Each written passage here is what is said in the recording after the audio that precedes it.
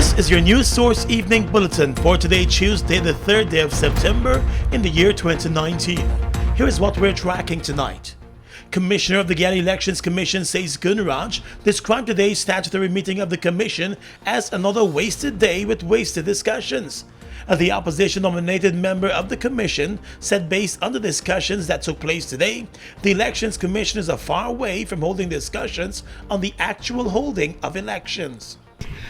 We are no way closer to the decisions of holding elections. We sat down, dealt with lots of irrelevant discussions, I believe, to holding elections in a timely manner. Credible elections in a timely manner. We have failed to come to any meaningful discussions, but I can tell you we are attempting this again on Friday next. At the last GCOM statutory meeting last week, the GCOM chair, Justice Claudette Singh, announced her decision to wrap up house-to-house registration and merge the data collected from that process with the National Register of Registrants. That decision to merge the data has not found favor with the opposition. This afternoon, Commissioner Gunraj said the proposals that are being put forward in relation to the merging of the data appear to be all lengthy processes. But the proposals that are coming are all very, very lengthy processes, and as I've said before, the data from house to house is unverified data, and we have to be very careful how we treat that data. The processes that you're talking about, what time frames are you talking about? Well, none of it has an aggregate time frame, but you're looking at processes which are taking inordinately long times. The house-to-house exercise was conducted by the Guyana Elections Commission. The opposition PPP boycotted the exercise and did not provide scrutineers for the process. Government-nominated Commissioner Charles Corbin said today's meeting looked at a number of issues, including the merging of the data and suppliers of the service. Today the team is back. We did get a report, and there were also some developments with respect to the original supplier of the service. So we discussed that, and within the framework of the general decisions we've already made, we will meet again on Friday, and at that time we will actually have before us proposals by the Secretariat, which takes into consideration all the information that is now available. He said the Commission could have been further along with its work had there not been so much generalization about the work that should have been done by the Commission by some of the Commissioners. More news coming up in just a moment. Securing the best healthcare facility for you and your family is important. At Balwant Singh Hospital, we take pride in giving you the best healthcare at unbeatable prices. We offer a 24-hour emergency care, a well-equipped ambulance, the best group of international doctors. Whatever your medical needs are, we are here to make sure you're taken care of like family. From eye care to dental service, the best, most experienced gynecologist, pediatric care, skin care, well-trained radiologist, and a trauma center. Our goal is to get you healthy so you can live a healthier life.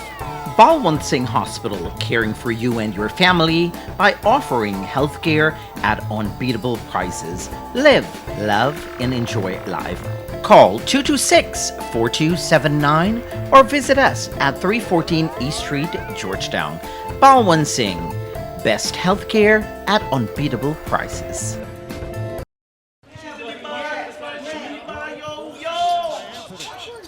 Hello, baby.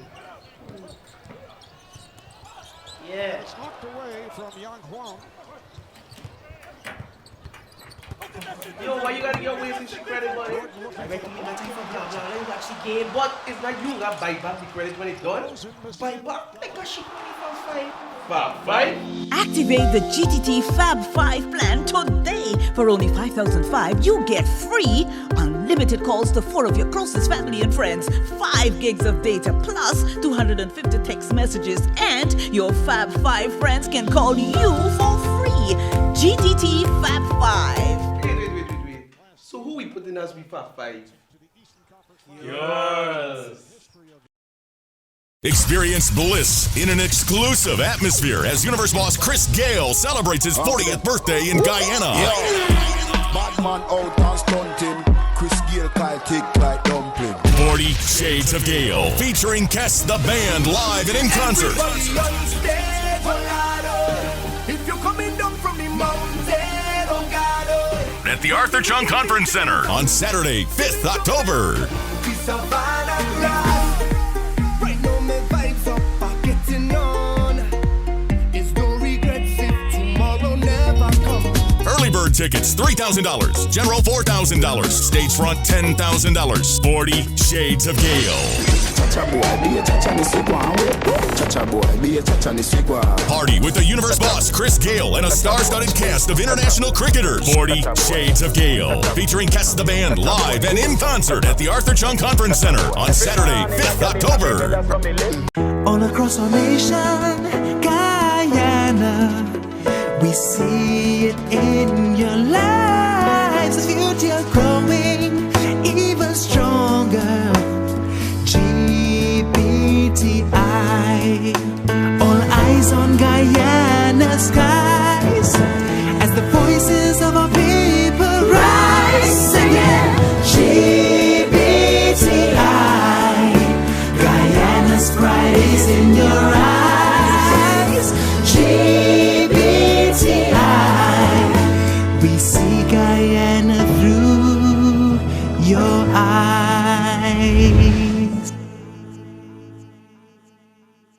Welcome back. The Demerara Harbor Bridge reopened to light vehicular traffic this afternoon, including cars, minibuses, bikes, motorcycles, and SUVs.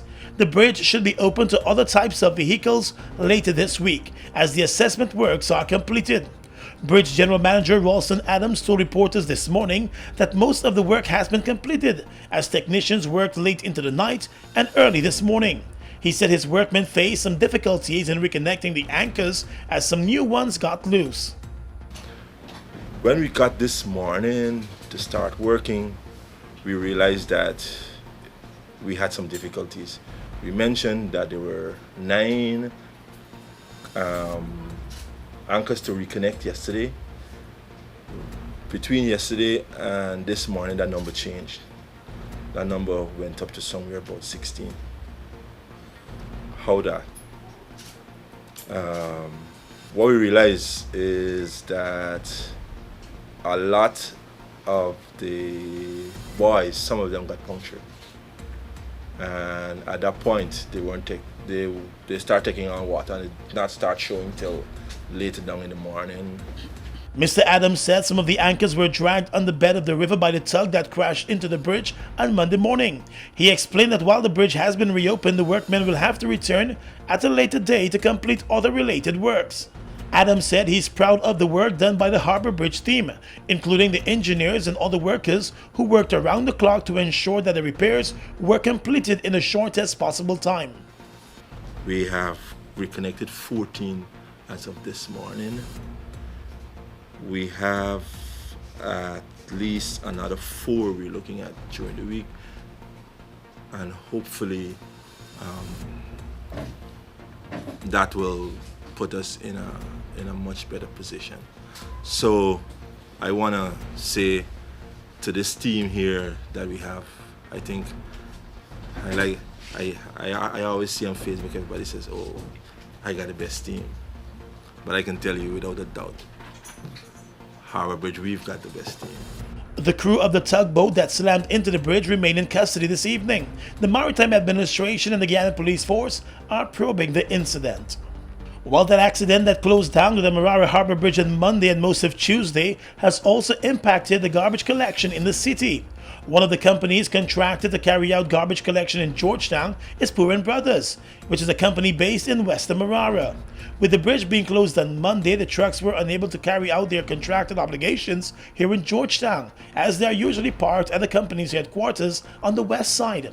Even with the reopening of the bridge this afternoon, it might take a few more days before the large trucks could gain access. The bridge has been reopened to light traffic only. Large trucks are not being allowed. Georgetown Mayor Ubraj Narain today said the City Council is trying its best with its own resources and that of other companies to assist in collecting the garbage in those areas usually served by Puran Brothers. Group 2, Group 10, which include the Central Business District, will be affected. And that is due because of the accident that occurred at the Demerara Harbor Bridge. The trucks of the company could not make it over to Region 4 or Georgetown because the business reside in Region 3. So I want to let the public know we are working on this matter and we are trying our best to solve this matter. The mayor said the city's solid waste manager and the city engineer have been working together to get tractors out to assist with the garbage collection efforts. This morning, the solid waste director, in collaboration with the city engineer, we're working with the tractors on the streets to see how we can able to pick up these garbage especially in the business areas. So I beg the public, bear with us. This is something that we did not expect, and this is something that we did not prepare for. It is something that happened at the bridge, and it caused a lot of effect not only at the council level, but even the people life with the work and all these things. The city's chief citizen explained that as soon as the garbage trucks are allowed to traverse the bridge, garbage collection in those areas served by Puran Brothers will return to a state of normalcy. Turning now to the oil and gas sector, Guyana's oil production vessel, the Liza Destiny, has received certification from the Guyana Civil Aviation Authority to operate its helideck. With that clearance being given, helicopters transporting crew, staff and supplies will be able to land on the vessel. Director General of the Guyana Civil Aviation Authority, Egbert Field, explained today that the helideck was first inspected for certification in Singapore before the vessel set sail to Guyana. The helideck is very important since it's the lifeline for not only passengers but goods and other pieces of expensive equipment which will be needed on these vessels and which will be ferried by the helicopters. The helideck of the Liza Destiny was inspected on the 16th of August in Singapore with the assistance of the Civil Aviation Authority of Ghana, who assisted us since we did not have the full capacity. As Guyana moves towards oil production and with more vessels involved in oil production and drilling expected to come this country's way, the GCAA Director General said the authority is progressing well with plans to ensure it has the full capacity to deal with future inspections and licensing. The Civil Aviation Authority also worked closely with the Transportation and Logistics Consulting Company on the inspection of the helideck for the Liza Destiny. The oil production vessel arrived in Guyana last week, 4 weeks ahead of its scheduled arrival. And still in the oil industry, more than 100 persons have completed training in emergency response for the oil and gas sector. The training was organized by ExxonMobil Guyana as part of its efforts to prepare in the unlikely event of an oil spill. According to a statement from the company, the two-day activity followed extensive training in the Incident Command System and included representatives from state bodies such as the Civil Defense Commission, the Environmental Protection Agency, and the Maritime Administration. ExxonMobil Guyana's production manager Mike Ryan said the intent was to ensure the teams are mobilized rapidly and as safely as possible to minimize any impact to the environment. We plan for the worst. Right? We've designed our facilities to make sure that the oil remains where it's supposed to be, in the pipes and the tanks, but we train really hard. We practice really hard that in the unlikely event that something happens, we're ready to go. Meanwhile, Director General of the Civil Defense Commission, Lieutenant Colonel Kester Craig, noted that activities such as the training exercise complements the National Response Plan. Definitely you're able to now review your plans before something happens, because you may be missing items, you may be missing parts, and definitely the exercise would help you to put those things together. You cannot wait until you have an event then to really test your plan. ExxonMobil Guyana has been involved in national response preparations and has hosted several demonstrations in coastal regions. While with the expansion works taking place at the Mazaruni prison, the government today handed over a new boat valued at $10.9 million to the Guyana Prison Service. The boat is expected to cater for the transfer of prisoners during medical and other emergencies. It will be based at the Mazaruni prison. Director of Prisons Gladwin Samuels applauded the move by the Public Security Ministry to acquire the boat. As you are aware, the Mazaruni prison is currently being expanded, and in keeping with that expansion, the needs for emergency response at the location will certainly increase. Over the years, we have acquired a number of speedboats, but they were either constructed of wood or fiberglass, and we would have seen rapid deterioration of those boats, which resulted to us currently having only one speedboat in operation. So because the first phase of Mazaruni prison expansion is going to be completed before the end of the year, which would see an additional 200 prisoners going to that facility, it is only necessary that we ensure that we plan ahead and ensure that all the necessary resources are in place. The prison service director said that in the past the prison service was forced to use the boats belonging to the Coast Guard and the police force, but now with its own boat it will be able to better deal with the transport of prisoners. Following the jailbreak and the fire that gutted most of the Camp Street jail 2 years ago, a decision was made to expand the Mazaruni prison to cater for more inmates. The expansion works have started. In the courts now, a taxi driver who was asked to pay the remaining $2,000 he owed for a ring has found himself behind bars after he allegedly stabbed the person who sold him the piece of jewelry. The accused, Maurice Carter of Working-Rust, Georgetown, stood before City Magistrate Clive Nurse and was not required to enter a plea to the attempted murder charge. The police report stated that on the 27th of August, at a car wash bay in Sandy Bab Street, Carter stabbed Matthew Gilbert with the intent to commit a murder.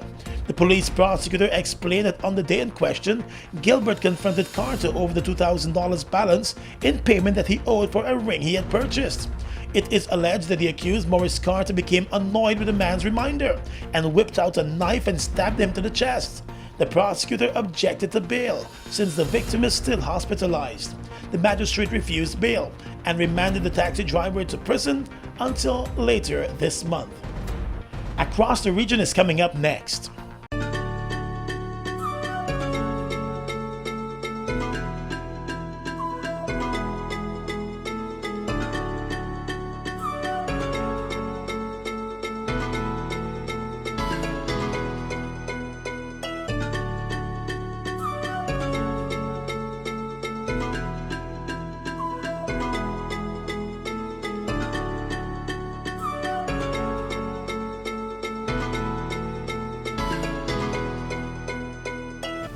We should be proud because, as I've been on record as saying, the cost for these vessels, whether they're leasing or whether the second one we are likely to be purchasing, these are costs which we as Guyanese have to pay. So I know we have been ceding a lot and saying, oh, Exxon's vessel and ExxonMobil first FPSO. But as Guyanese, we should start recognizing that these are our monies. And so it is a Guyanese vessel pumping Guyanese fuel, which will be bringing in Guyanese revenue to help Guyanese to ultimately advance and develop.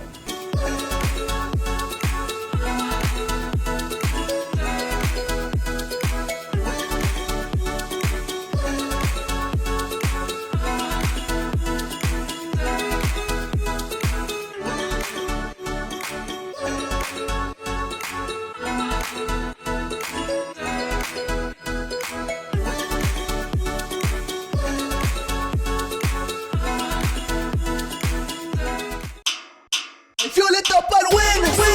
Let's divide! Fuel it up and win! Yes, you heard right. Fuel up at Guy Oil $5,000 or more and enter to win.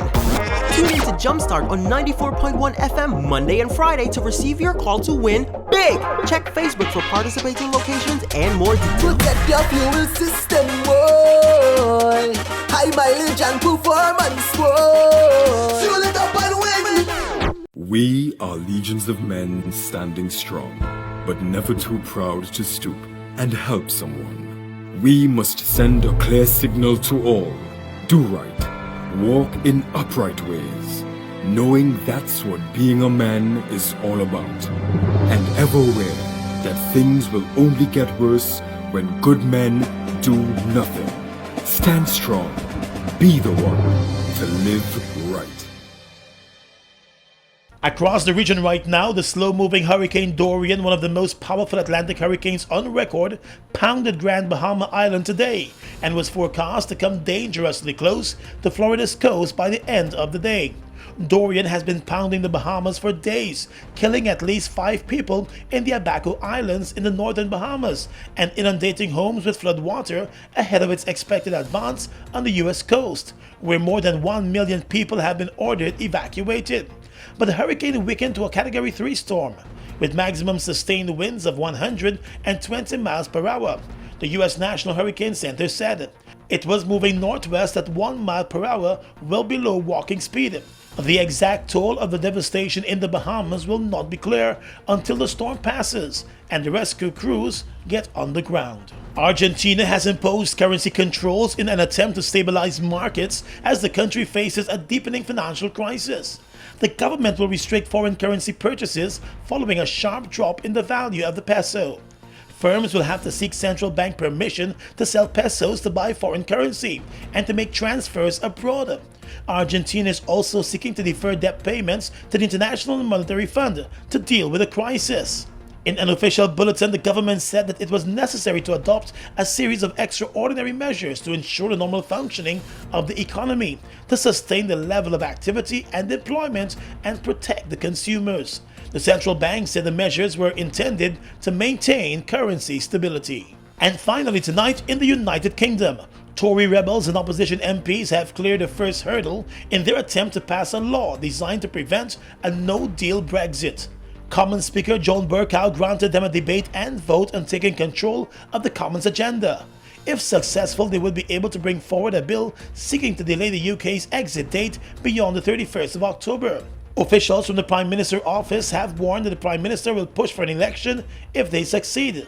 The debate, granted under a Commons rule to allow urgent discussion, can last up to 3 hours. If the MPs win the vote defeating the government, they will be able to take control of Commons business on Wednesday. And that's your News Source Evening Bulletin for tonight. I'm Gordon Mosley reporting.